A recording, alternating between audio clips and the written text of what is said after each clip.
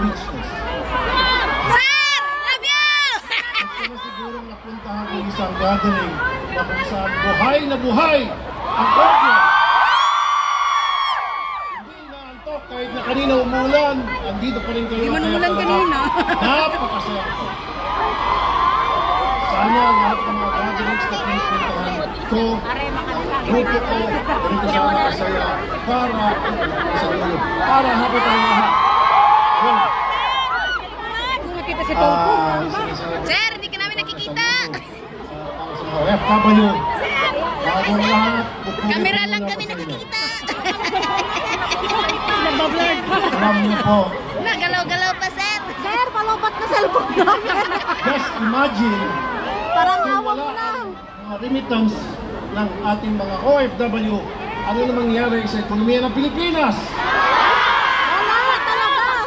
Alam niyo ba noong 2022, 36 billion US dollars ang inyong dinala sa Pilipinas? 2023, 37 billion US dollars.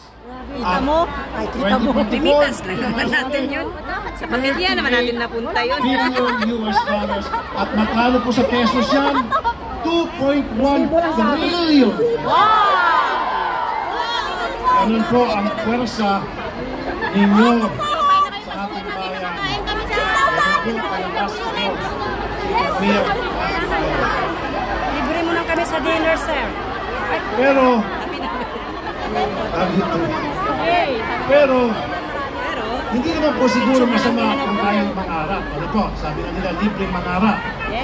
Sana, palang araw, hindi na natin kailangan mag-ibang bansa dahil may sapat na trabaho na sa Pilipinas. Kasi po, kaya nga tinatawag kayo mga bayani. Alam niyo po siguro, kaya ulitin ko.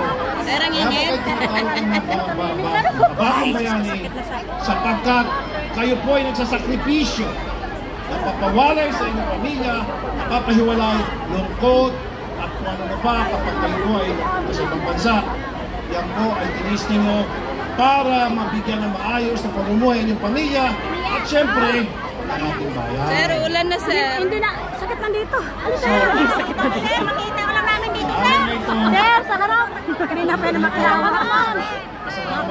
Picture lang na malapitan. Magsiuyan na kami. Maraming salamat May pamatulong mo ako eh. Mabay ka na dun, sir. Para sa bayan. At ako po bilang inyong committee chairs sa Senado, sa migrant workers, hindi po ako maging pabaya sa aking trabaho. Sabihin niyo lang po kung anong kailangan niyo sa ating gobyerno, anong kailangan niyo sa Senado, andito po ako palagi para sa inyo. And lastly, nakakataba po ng puso. Napakainit. Donate ka, nose. Anong nose? OFW! At ang aking pagsaludo sa ating mga OFW. Thank you po. Thank you. Thank you.